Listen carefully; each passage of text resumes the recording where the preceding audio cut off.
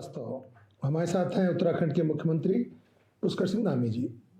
चुनाव जोर शोर से है, प्रचार भी जोर शोर से कर रहे हैं।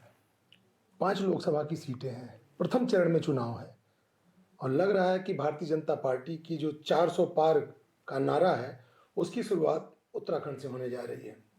बहुत बहुत स्वागत है आपका इंडिया न्यूज़ पर। नमस्कार, बहुत धन्यवाद। यूसीसी का मुद्दा आप लेके आए, लोकसभा चुनाव के लिए था, लेकिन हम लोगों को लगता है कि जब विधानसभा चला तो विधानसभा में आप यूसीसी का मुद्दा लेके आते हैं और गारंटी के साथ आप उसको पूरा करते हैं। लोकसभा का चुनाव आता है तो हम लोग सोचते थे कि यूसीसी का मुद्दा मुख्य होगा, लेकिन मोदी जी की गारंटी है। एक तरफ ये देखा जा रहा है मोदी की गारंटी, दूसरी तरफ अब ये देखा जा रहा है पुष्कर सिंह धामी की गारंटी। उन्होंने गारंटी की थी यूसीसी लाने की, ला दिए। तो इस लोकसभा के चुनाव में मोदी की गारंटी हावी रहेगी या धामी की गारंटी? देखिए, ये मोदी जी की ही गारंटी है यूसीसी भी, क्योंकि विधानसभा 2022 का जो चुनाव था जी, वो हमने माननीय प्रधानमंत्री मोदी जी के नेतृत्व में ही उत्तराखंड का चुनाव में हम गए थे और हमने उस समय ये संकल्प उत्तराखंड की जनता के सामने रखा था कि नई सरकार के गठन होते ही हम सबसे पहले यूसीसी लाने के लिए, यूसीसी विधेयक बनाने के लिए काम करेंगे और हमने उस पर काम किया और ये गारंटी पूरी हुई। तो मोदी जी की गारंटी है और उसमें सारे लोग समाहित हैं और ये हमारी पार्टी की भी गारंटी है कि हमने अपना वायदा पूरा किया, अपना संकल्प पूरा किया। और ये देश में एक नया कल्चर आया है कि जो कहा जाता है जी, जो संकल्प प्रस्तुत किया जाता है वो संकल्प सिद्धि तक पहुंचता है, पूरा होता है। मोदी जी की गारंटी है तब तो फिर कोई डर भी नहीं है, और डर नहीं है तो फिर जीत भी आपके पास होगी। और उसके बाद अगर देखा जा रहा है कि कांग्रेस के पूरे कुनबे को उत्तराखंड में सबसे ज्यादा कांग्रेसियों को आपने अपने यहाँ ले लिया, तो ये प्रदेश कांग्रेस मुक्त प्रदेश हो गया। अगर विपक्ष नहीं रहेगा तो कैसे काम करेंगे? देखिए, इस समय पूरा देश मोदी जी के साथ चल पड़ा है जी, हर एक देशवासी चाहता है कि भारत दुनिया का सिरमौर भारत बने, जी, दुनिया का नेतृत्व करने वाला भारत बने, जी, दुनिया के अंदर भारत का मान सम्मान, स्वाभिमान बढ़े, वैश्विक पहचान बढ़े, भारत तीसरी अर्थव्यवस्था दुनिया की बने, भारत विकसित भारत बने। तो ये सारे संकल्प पूरा करने के लिए, क्योंकि मोदी जी सारे संकल्प पूरे कर रहे हैं, तो पूरा देश मोदी जी के साथ चल पड़ा है। पूरा उत्तराखंड पहले से ही उनके साथ चल रहा था और तेजी से चल पड़ा है। देखने को मिल रहा है जो बचा कुचा विपक्ष है वो भी मित्र विपक्ष की भूमिका में। 5 लोकसभा की सीटें कांग्रेस के प्रत्याशी सामने आते हैं, तो ये माना जा रहा है कि कुछ ऐसे कैंडिडेट हैं जो कि बहुत कमजोर हैं, तो ये मित्र विपक्ष के रूप में भी देखा जाए इसको? मैं ऐसे कह सकता हूं कि इस बार कांग्रेस के सभी नेताओं को, सभी उनके कार्यकर्ताओं को पहले से ही पता है कि देश की जनता का, उत्तराखंड की जनता का मन क्या है। जी, इसलिए हर बार वहां टिकट लेने की होड़ लगती थी, इस बार इस बात की होड़ थी कि टिकट कैसे न लिया जाए। अप्रोच इस बात की हो रही थी कि टिकट से मेरा नाम कट जाए। तो परिणाम सबको पता है, उनको भी पता है, इसलिए पहली बार हम लोग देख रहे हैं, क्योंकि 2000 में जब राज्य बना, विधानसभा के भी चुनाव हुआ, लोकसभा के भी चुनाव हुआ, लेकिन पुष्कर सिंह धामी के नेतृत्व में जिस तरह से विपक्ष पूरा अपने आप को नतमस्तक मान के चल रहा है, तो ये माना जाए कि पुष्कर सिंह धामी की जो रणनीति थी वो सफल हो गई। देखिए, हमारी डबल इंजन की सरकार हमारे प्रधानमंत्री आदरणीय मोदी जी के मार्गदर्शन में जी, उत्तराखंड में जो भी हमने वायदे किए हैं, जो संकल्प किए हैं, वो सब हम पूरे कर रहे हैं। तेजी से उत्तराखंड के इतिहास में पिछले 10 सालों में जी, 2 लाख करोड़ की योजनाएं स्वीकृत हो गई। 2 लाख करोड़ की योजनाएं प्रस्तावित हैं जो आगे स्वीकृत होनी है। एक बड़ी धनराशि केंद्र ने दी है। 4 धाम ऑल वेदर रोडें बनी हैं, ropeway, rail network, road network, Bharatmala, पर्वतमाला, है ना, ऑल वेदर रोडें, ऋषिकेश कर्णप्रयाग रेल लाइन और हवाई सेवाएं, हवाई अड्डों का विस्तार, स्वास्थ्य सेवाओं का विस्तार, 2-2 एम्स, एक एम्स के बाद दूसरा एम्स हमारा स्वीकृत हो गया। हल्द्वानी में जमरानी बांध स्वीकृत हो गया, लखवाड़ बांध स्वीकृत हो गया, सौंग बांध के लिए भी हमको स्वीकृति प्राप्त हो गई। आदि कैलाश तक के दर्शन माननीय प्रधानमंत्री जी ने कर दिए। वाइब्रेंट विलेज चमोली जिले का, जिसको अंतिम गांव माड़ा कहते थे, पहले गांव की संज्ञा माननीय प्रधानमंत्री जी ने दे दी। चार धाम यात्रा की तर्ज पर मानसखंड की यात्रा भविष्य में चलेगी और मानसखंड चार धाम जिस प्रकार से विकसित हुए हैं उसी प्रकार से मानसखंड मंदिर माला मिशन माननीय प्रधानमंत्री जी ने अपने उत्तराखंड के 9 रत्नों में सम्मिलित किया है। टिहरी लेक का डेवलपमेंट 9 रत्नों में शामिल किया है। बागेश्वर टनकपुर रेल लाइन का ब्रॉड गेज का सर्वे का काम और नई रेल लाइन बनाने का काम 9 रत्नों में शामिल आपने किया गया है। हल्द्वानी का जिक्र किया। जी। हल्द्वानी इस समय बड़ा महत्वपूर्ण मुद्दा हो गया है, उसे सांप्रदायिक रंग भी देने की कोशिश किया गया, लेकिन उसको भाजपा के पक्ष में भी देखा जा रहा है। जिस तरह से आपने वहाँ पे जमीनों का जो अतिक्रमण हुआ था उसे खाली कराया था, तो इसे किस रूप में देखा जाए? देखिए, अतिक्रमण किसी भी रूप में कोई भी उसको ठीक नहीं ठहराएगा और हमने अतिक्रमण हटाने का निर्णय लिया है। उत्तराखंड के अंदर जी। जितनी भी सरकारी जमीनों पर अवैध कब्जे हैं, जबरन कब्जे हैं, अतिक्रमण है, वो व्यवस्था और विधि के अनुसार उसको हटाने का अभियान चलाया हुआ है। 4000 एकड़ से भी ज़्यादा ज़मीनें अभी तक अतिक्रमण से मुक्त हुई। आगे भी वो अभियान चलेगा। हाँ, कुछ उपद्रव और कुछ आगजनी करने का वहाँ पर प्रयास हुआ। कुछ लोगों ने राज्य का शांत राज्य का माहौल बिगाड़ने का प्रयास किया है। उनका हाल आपने देखा ही होगा क्या हुआ। सारे के सारे जेल की सलाखों के पीछे हैं।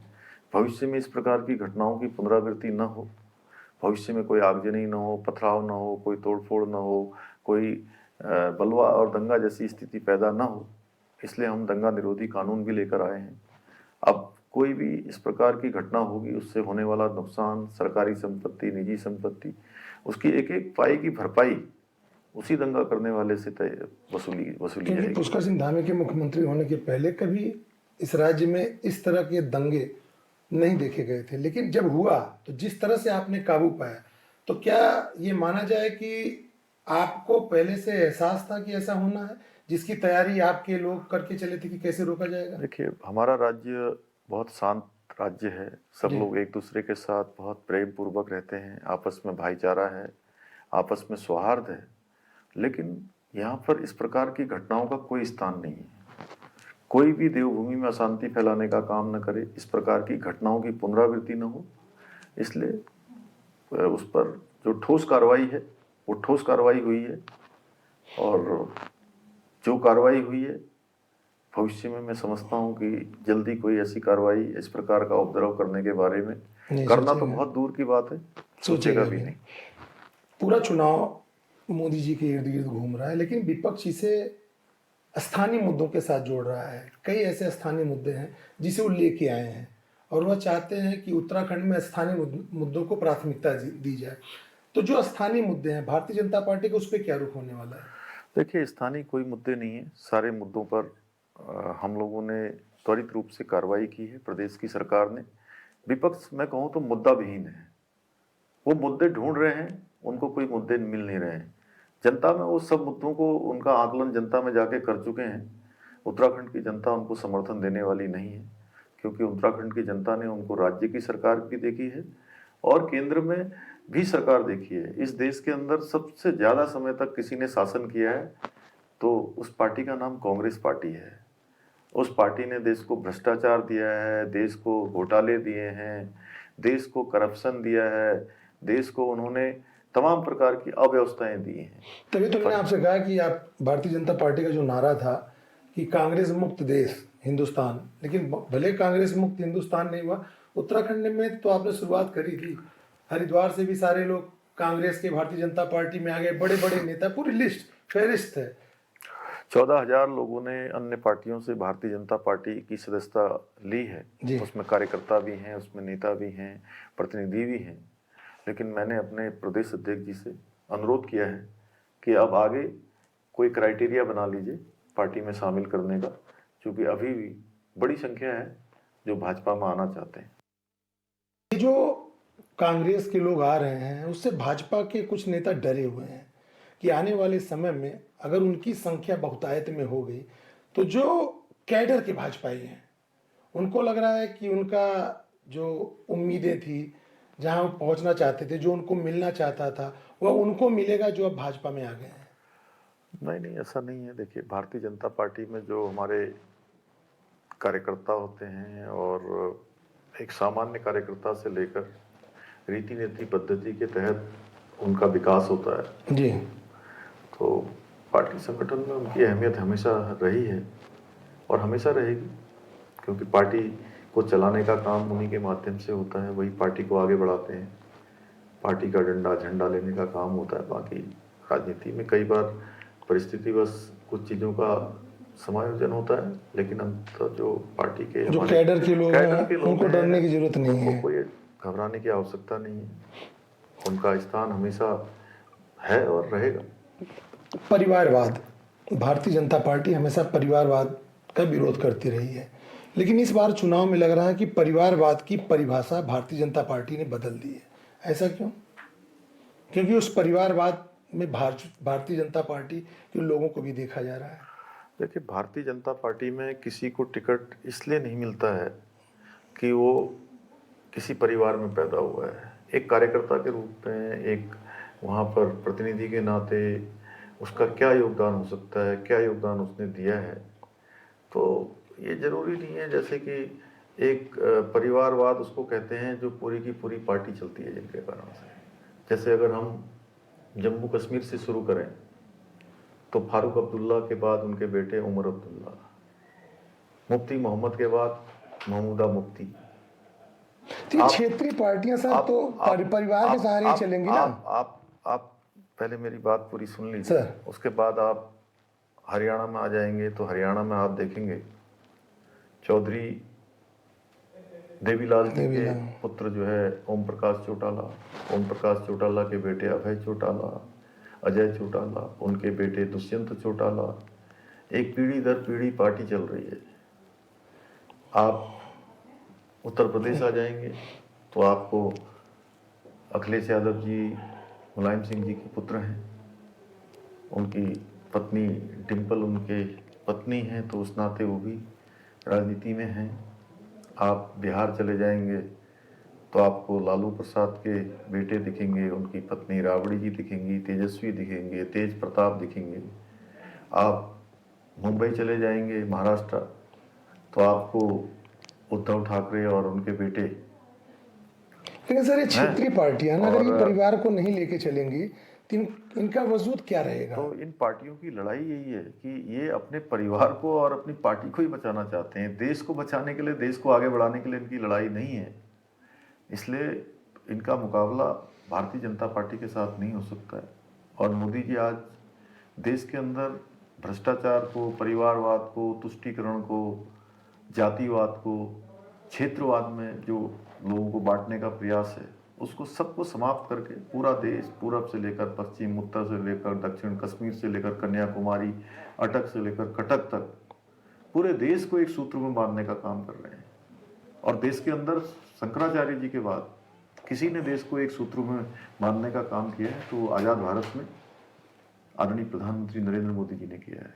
चाहे एक प्रदेश से दूसरे प्रदेश को जोड़ने का काम हुआ, और जो जहाँ की अलग अलग संस्कृति थी उनको एक संस्कृति में, तमिल काशी संगमम इसका एक बहुत बड़ा उदाहरण है। तो आज उसी का परिणाम है कि आज हमारे पार्टी की जो सीटें हैं, प्रभाव है, आज दक्षिण में भी बढ़ रहा है, केरल में भी बढ़ रहा है। अन्य राज्यों में जहां भारतीय जनता पार्टी नहीं थी वहां तेजी से भारतीय जनता पार्टी का विस्तार हो रहा है। ये भारतीय जनता पार्टी एनडीए के सामने इंडिया गठबंधन है।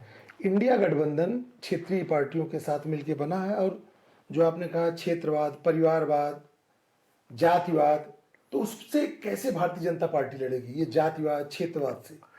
ये गठबंधन कोई इसको जनता का गठबंधन नहीं कह सकते हैं। जनता का गठबंधन तो मोदी जी के साथ है। और दूसरी बात यह है कि ये बेमेल गठबंधन है। ये भानुमति का कुनबा है, कहीं का ईंट, कहीं का रोड़ा, कहीं का गारा। भानुमति ने कुनबा जोड़ा, उस तरह की स्थिति है। इसमें हर एक आदमी जो है दूल्हा बनना चाहता है, बाराती कोई है नहीं। तो इसलिए बारात अपनी वहाँ तक पहुँचेगी ही नहीं। लेकिन ये जहाँ लग मंडप रहा है सर, ये लग रहा है कि ये जो महागठबंधन इंडिया का बना है, वो आपके जो 400 पार का नारा है उसको रोकने में कामयाब ना हो जाए। ये विकसित भारत की चाबी है और देश की जनता ये चाबी मोदी जी के हाथ में सौंपेगी। तो माना जाए कि पूरा चुनाव मोदी जी की गारंटी पे ही चलेगा। देश ने देखा है कि मोदी जी की गारंटी ही गारंटी है। मोदी जी की गारंटी का मतलब है कि गारंटी का पूरा होना, और जो भी उन्होंने देश के सामने संकल्प रखे हैं वो सब पूरे किए हैं। इसलिए जनता का भरोसा है, और मोदी जी के अलावा पूरे चुनाव में जनता किसी की बात नहीं कर रही है। पहला चुनाव हो रहा है जी, जिस चुनाव में इस बात पर चर्चा नहीं हो रही कि सरकार किसकी बनने वाली है, प्रधानमंत्री कौन बनने वाले हैं। सबको पता है सरकार भाजपा की, एनडीए की बनने वाली है, प्रधानमंत्री मोदी जी बनने वाले हैं। चर्चा इसी बात की है जो आप कर रहे हैं कि कितनी सीटें आएंगी, 400 से कितनी ज़्यादा आएंगी। जी, जी। तो ये जो 400 का नारा है, हम मान के चलें कि 400 पार करेंगे। निश्चित रूप से देखिए इस प्रकार का उत्साह है। अब जनता स्वयं चुनाव लड़ रही है, जनता स्वयं मैदान में है। वो मोदी जी को तीसरी बार प्रधानमंत्री बनाना चाहती है, उसका इंतजार कर रही है कि अपनी अपनी बारी का कि लोग जल्दी से जल्दी जो है मतदान का दिवस आए और हम लोग अपना योगदान दें महायज्ञ में। धन्यवाद इंडिया न्यूज़ से बात करने के लिए। जी ये धन्यवाद। थे पुष्कर सिंह धामी जी, जिनकी गारंटी थी विधानसभा चुनाव में कि यूसीसी लाना है, और उन्होंने ला करके यहाँ पे ये दिखाया कि देश में यूसीसी सबसे पहले उत्तराखंड से शुरू हुआ है, और भारतीय जनता पार्टी का जो एक नारा था उस नारा को पूरा करने का भी इन्होंने काम किया। 5 सीटें हैं लेकिन बड़ी महत्वपूर्ण हैं, और 5 सीटों के लिए उन्होंने पूरी ताकत लगा रखी है। इनका भी मानना है कि 5 की 5 सीटें 400 की गारंटी में महत्वपूर्ण भूमिका में रहेंगी। धन्यवाद। देखते रहिए इंडिया न्यूज़।